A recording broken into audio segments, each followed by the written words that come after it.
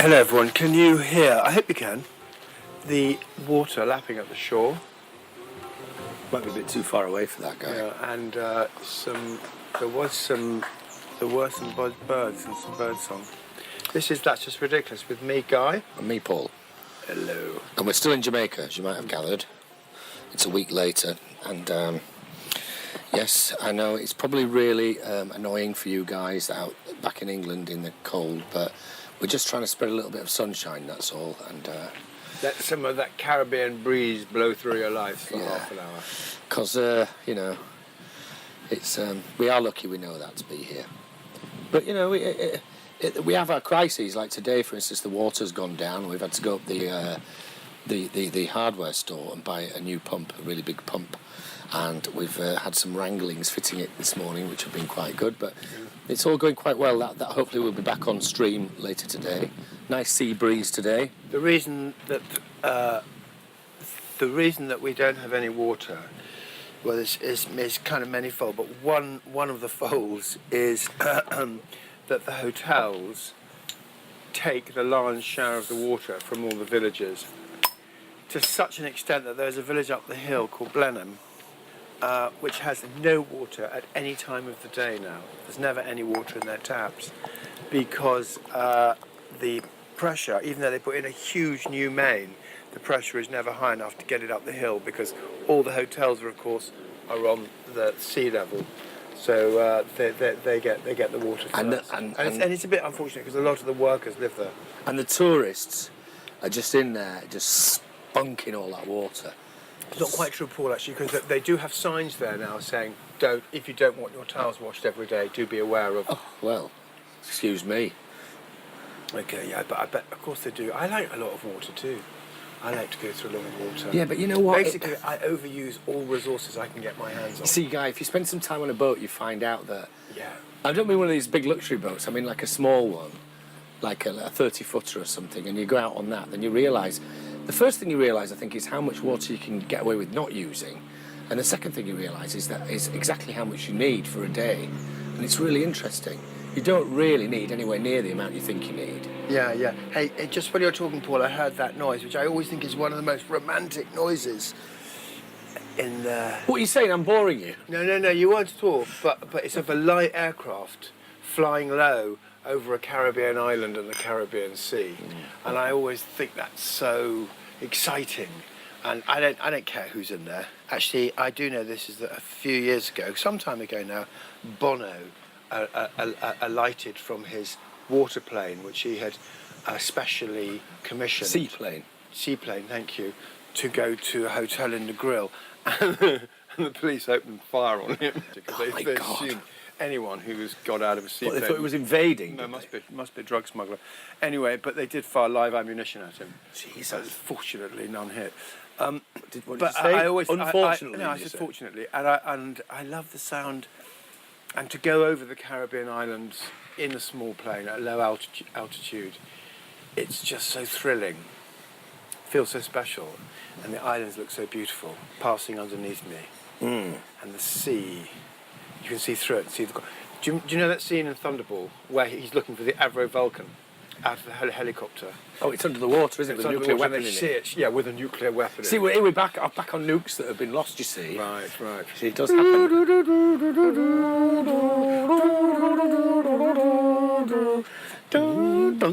Oh no, I hate the next bit. That's the little Chinese bit. Yeah. You only live twice. Who sings that? That's not. Why is it Chinese? Because no, I'm thinking of Thunderball.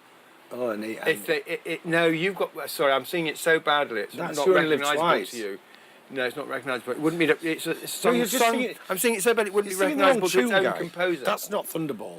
That's You Only Live Twice. No, I'm thinking of the. You're thinking, and he strikes like Thunderball. No, see, typically you're only interested in the kind of single that came off it. This is the incidental music as Bond goes under the water.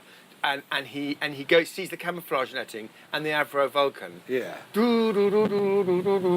That's You Only Live Twice, Guy.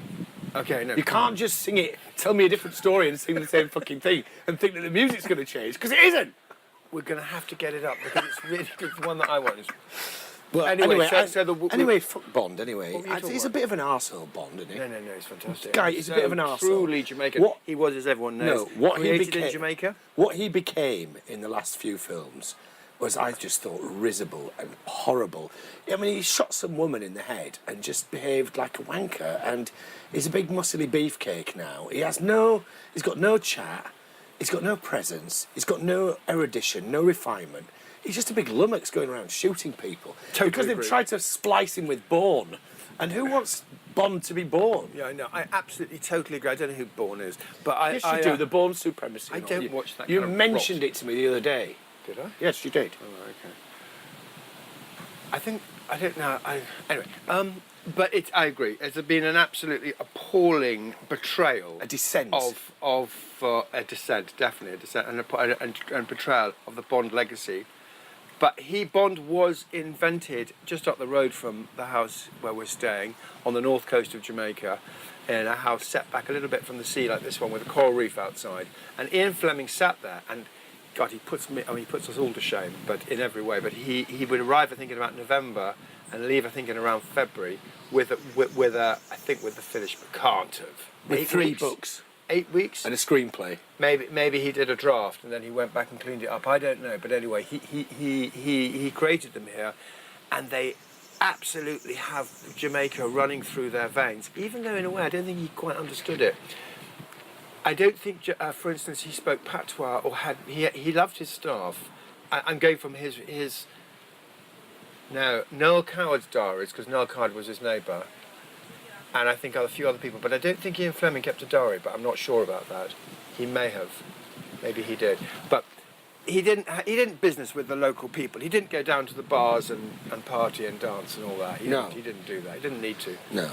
But He had all his fancy white friends never- around there, didn't he? Yeah, he had his wife's friends around there. Drinking martinis and I stuff. guess so. Didn't And he- smoking loads of gaspers. And not ganja, gaspers. Yeah, fags. Woodbines. No, senior service. Senior service. Senior service, yeah. Is that what Bond smoked in the books? I think so, yeah. No, he wrote some Black Sobrani. He didn't. What a ponce. Exactly. God. No, or was it Three Passing Clouds? whatever He's it's a called? ponce. He's not. No, I tell you what he is, though. He's very Jamaican, Paul, but I know I told you this. Well, I've never seen a Jamaican smoke a black sobrani. No, that's true, but they like to smoke, the Jamaicans, and they also love guns, which Bond does. They love fast driving, he does. They're really patriotic. They have a somewhat, nowadays, controversial attitude and behaviour towards the opposite sex, That's certainly true. and which Bond was unashamedly chauvinist and sort of, what was he? Was he a predator? No. He knew what he wanted. Guy, I don't know. Actually, that's a very good question. Put it this way. Thing is, I can't remember. He's a bit of a fucking relic now. I mean, it's obviously had to change, but they've made him worse. Because all they've done is taken all the interesting bits out and left the boorish... Also, they never... Bond would never shoot a woman in the head, for God's sake. Like he did in that one a few episodes ago. One never shoots a woman in the head. Bond would never shoot a woman in the head. He might shoot her in the leg. Why does it matter where he shot her? He just was horribly shot her in the face Right. to prove a point to some baddie. Oh, right, okay. No, we Because don't she was a hooker.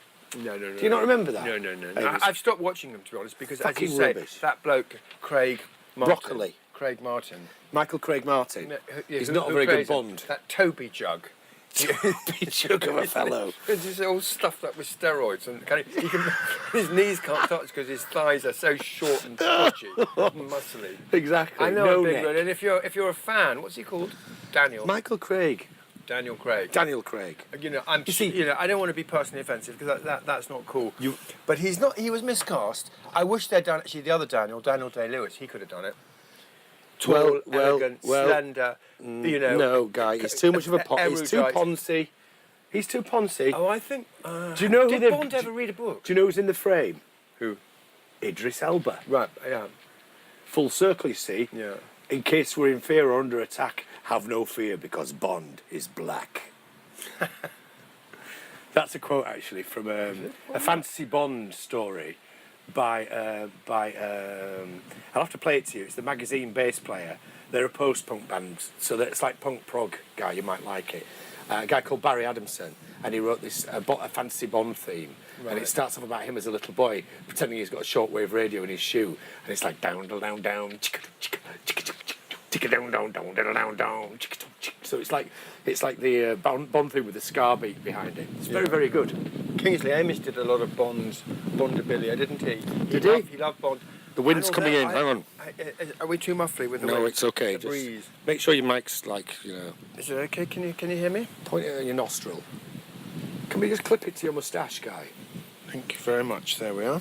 Guy was going to attach the mic to his nipple just now, but it didn't. It's on a rather fierce bulldog clip. No, crocodile clip. Yeah, sorry, what were you saying about Kingsley Amis? Yeah, he wrote some sort of extra stuff around Bond, and then Higson has he written little baby other Bonds. A few of them have written extra kind of Bond stories or Bond fantasies. But I just actually, Guy, I've got to say, I just think it's fucking boring now. Its best moment has passed. I mean, I think once we reached Roger Moore, it was game over. Really, yeah, he blew it, didn't he? Really. I actually, controversially, I like that bloke that nobody likes, Lazenby. Is it Lazenby? he only got one, didn't he? He only allowed one. Nobody liked him. I think they should have a lady Bond now. I mean, making James Bond into a black man, that's okay. I understand. It would be good if it was set in Jamaica, like three of them are. Dr. No is. Yeah. Casino, Octopussy, and Casino Royale all have Jamaican Connections. sex segments in And it. one has a He obviously got Haitian connection, doesn't it? Which one's that? Live and Let Die. Is it? That was my favourite novel when I read the It's funny because in the book, although I think the books are absolutely flawless, the patois is hilarious. It's really slapdash and very inaccurate. The Jamaican is called Quarrel in Thunderball, I think. Or is that he could possibly be from the Bahamas because they go to Nassau, I think, in Thunderball.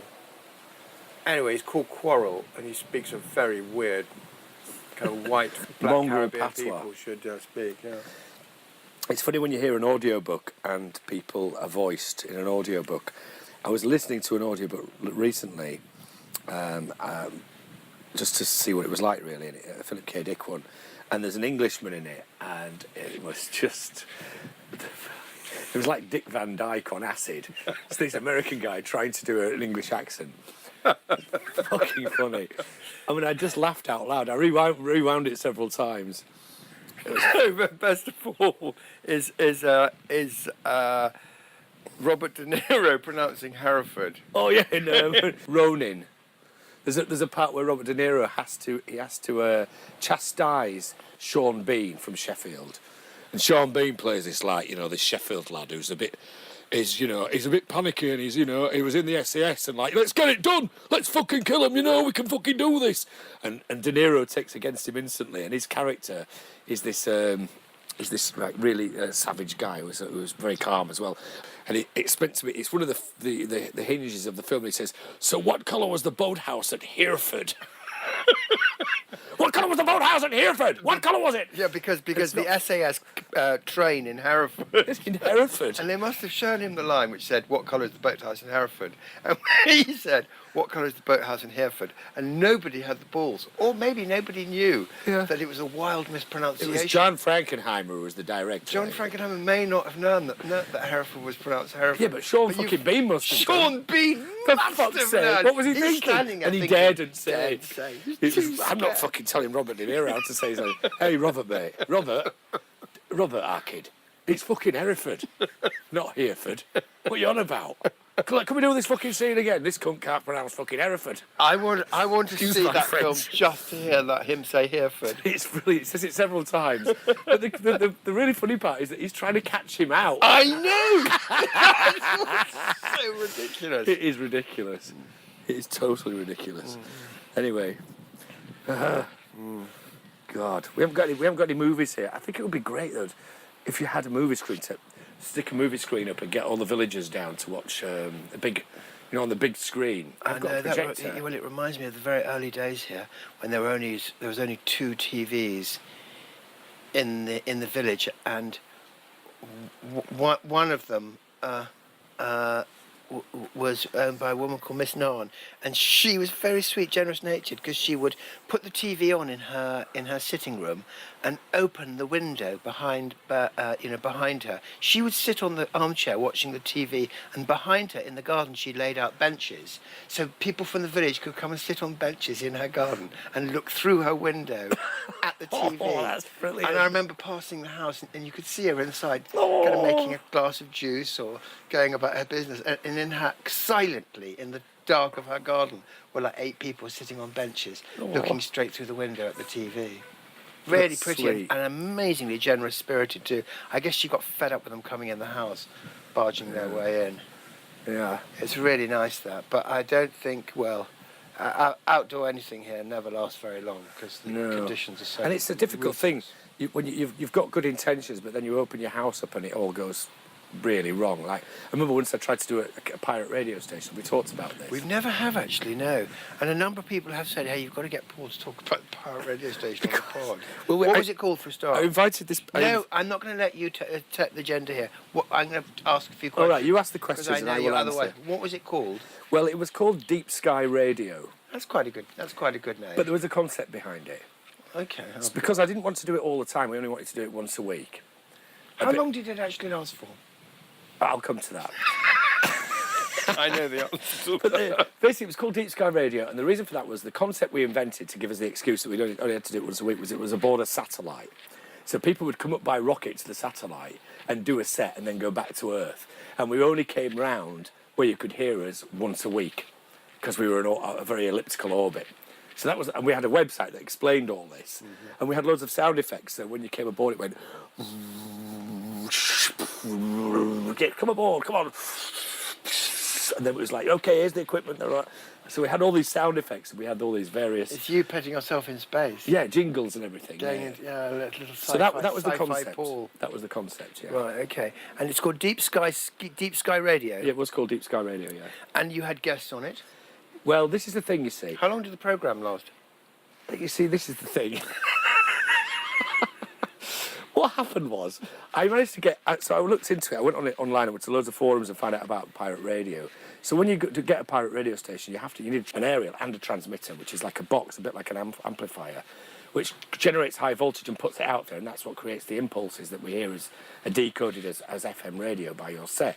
So I had to go and buy all this off a shady bloke in a car park, and he basically asked me which frequency we wanted, and then came back a week later with it. So it's 104.4 FM we went for, which is right at the end of the line. Anyway, and then we had to get, and then we had to buy a microwave link, because when you put your aerial up on top of a tower block, and the transmitter, you hide it in the top of the lift, and you put a microwave link on the other tower block that you're in. So when you're playing the records, it beams it over to the transmitter, and if the DTI track the transmitter, they can't find you, they can only find the transmitter. Okay. So you can't get busted for it. Because if you got busted, what would have happened to you? You can go to jail, because they say it has the potential to interfere with the emergency services, which of course it does, but it's very unlikely. But there are still loads. There are parrot stations going all the time. All the time.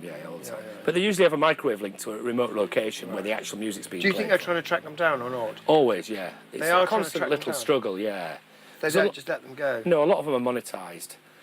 So they don't approve of it, because they issue licenses for people to do it. Right, okay. So then after that, I thought, well, how am I going to get into the lift to put it up on top of the lift tower? So then I had to get what's called a drop key, which is what firemen have to get into lifts in tower blocks, which is a universal key which lets you into any lift and allows you to take the lift beyond the top floor onto the roof. So we got this key, again, I paid 100 quid for it off some shady guy in a car park. And then we set all the equipment up and did it, me and a guy called Seng. And then when we finally, the night we did it, we set it all up and fired it all up and put the first record on. We went downstairs into my Volvo and drove around the block and switched the radio on, and it came out of the radio set. And What was the reception like? perfect, crystal clear. And That must be nice. I actually, it brought a tear to my eye. I'm not surprised. It was actually. amazing. Yeah. How far away was the Volvo's, my interest? Well, we were a couple of blocks away. It was in Shoreditch. Okay. But then when we started getting complaints from really West London, Chiswick. Chiswick, yeah. We were getting complaints from Chiswick that we were interfering with Radio Diana or something it was called. So they could hear us in fucking Chiswick, which is quite. How were shocking. they getting hold of you? On the radio? You could just tune in. Yeah, but how were they giving you their complaint? Oh, we had a number. We bought a phone from the supermarket, and I think we had an email address as well that people could write into.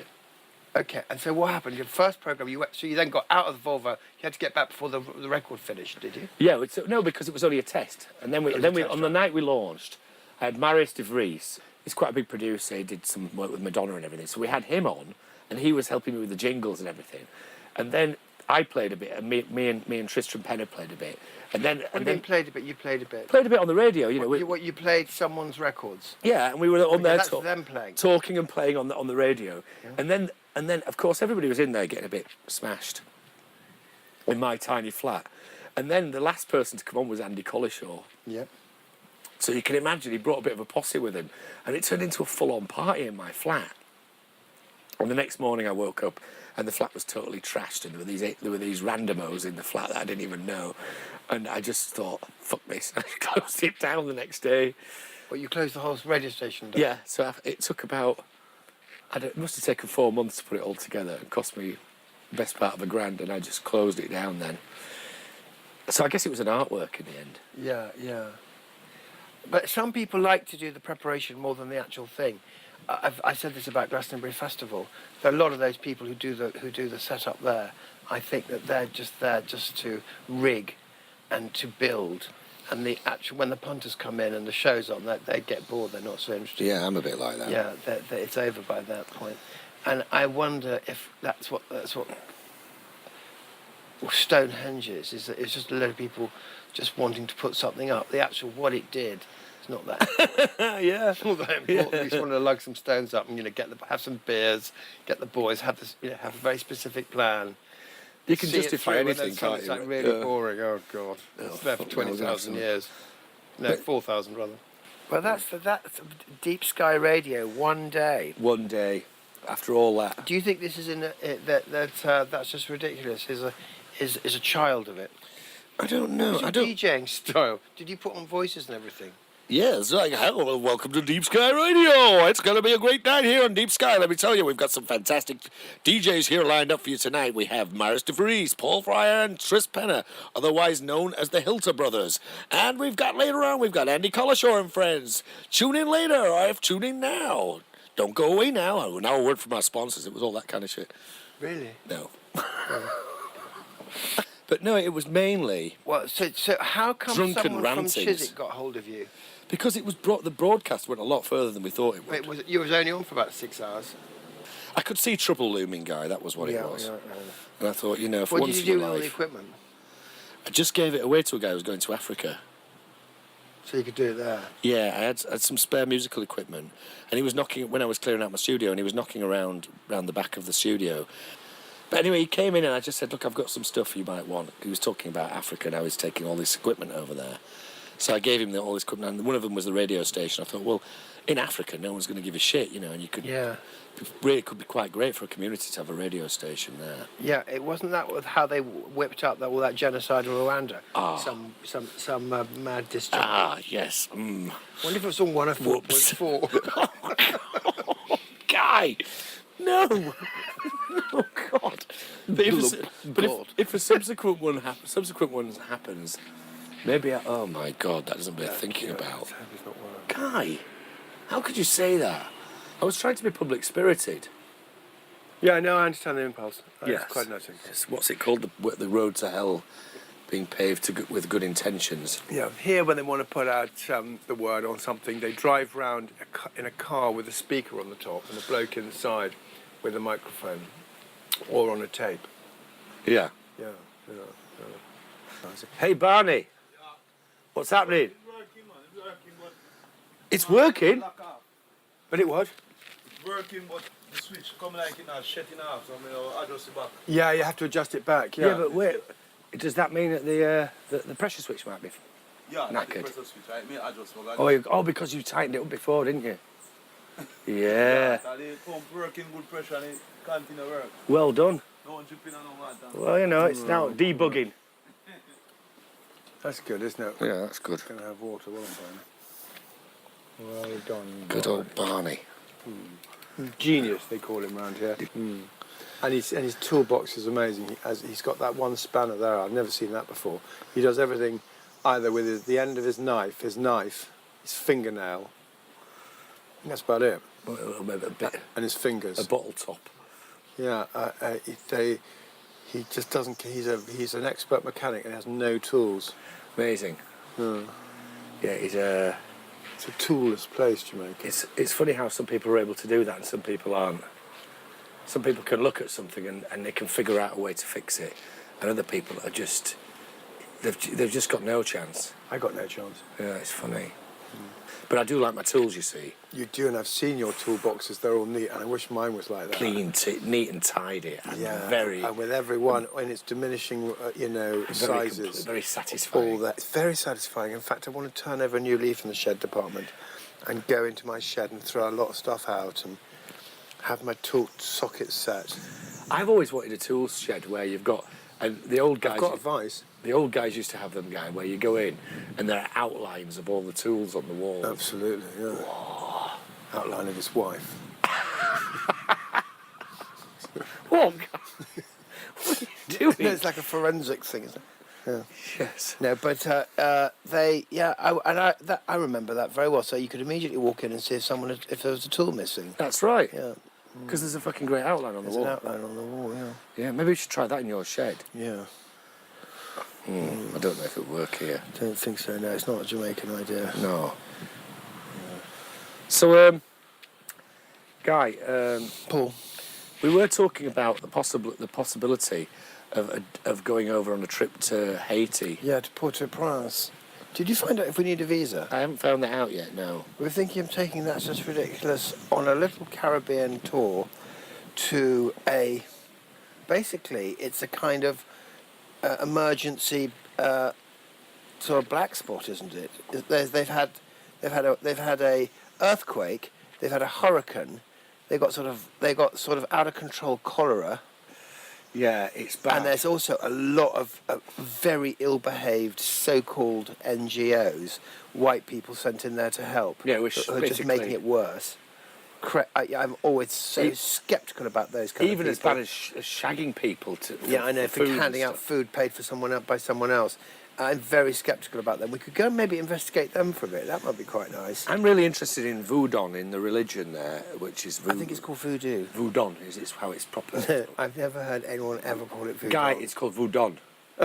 That's the proper name of it. Have you not seen Maya Deren's movies? Let me think. No. Well, you really ought to. Have you not read anything about it? Let me think. No. Oh, no, I have. I've read Zora Neale Hurston. Not James Bond. No, Zora Neale Hurston, who did a beautiful book about it, and she's such a brilliant writer. What's it called? I don't know, but it's probably in this house. Oh, It's I'd like to so read interesting, that. and it's a study of voodoo. She lived in New York in the 20s, and she went down and did an account of it, and it's really exciting. I'd like to just Yeah, I'm have sure a look it'll be around in at some of the this house, shrines or if there's anything left standing there. I don't know how bad it is. It is it's declared a disaster. I've always wanted to be in an earthquake. It's a disaster. What's I said, an emergency management disaster. Well, let's go and have a look. Yeah. So the next time we speak to you, we might be speaking to you from Port-au-Prince. Port-au-Prince, Port-au-Prince Haiti. sounds so good too. And Port-au-Prince. what I love about it is there isn't a single goddamn package holidayer. Not a single. Not one. You know what I mean? American They tourist. daren't go there. It's a tourist-free place, which is so hard to find now with all this TripAdvisor, all this Facebook shit. We might die there, Guy. Are you bothered? No way. Why am I going to die there? I'm like a cat, Paul. We're gonna There's nothing that life can throw at me that I haven't already seen. Well, there's and I nothing. can survive anything. It's not what life can throw at you; it's what death can throw at you. Don't you worry. I am absolutely fine. If I had to lay down, there Yeah. was nothing. Yeah. Whatever. This is the guy who said when I went to Svalbard, if a polar bear attacks you, just make yourself look bigger and shout at it, and it'll run away. And I said, no, it fucking won't. He said, well, it would if I did it, because it would hear my voice and it would know that I was in authority. Yeah, I have confidence in my ability to communicate with Guy, everyone. I have to see that I come in good faith. I have Seriously, Paul, if you can convince people, Guy, the thing is about you is I that have you confidence. look like you're about to deceive people. Oh, what the fuck are you talking about? You do, Paul. That's how you That's present. really out of order. After Guy! no, I'm serious, Paul. After How a can you short say period, that? you realise that actually you're a very nice guy, but you don't I look- present such. What do you mean I look like I'm going to deceive people? Well, you're a short Irish kind of What? tinkery type. with darting eyes. I have not got Stop darting hitting me. eyes. Stop hitting Listen me. to With me. darting eyes. This is Who outrageous. looks like you're... And that's No, why... In Haiti, leave it to me, okay? Guy. Because I can't... So what do I look like? The shifty guy standing Yes, behind that's... you? Thank Fuck you. that. Guy. But I'll introduce you nicely, Guy. and they will soon realise that, in fact, you're really, if really we're sweet. going to stab the pair of us, You're then, warm-hearted. I wouldn't. I mean, you know. But I'm better to make the initial encounter. You just sound like a con man. I do. They love me. You sound like a con man. They lap me up. They see a man of integrity. With whom they can do business. What a load of bollocks. No, I do know. Guy, I do. You know, you cannot make yourself look better by doing other people down. It doesn't work like that.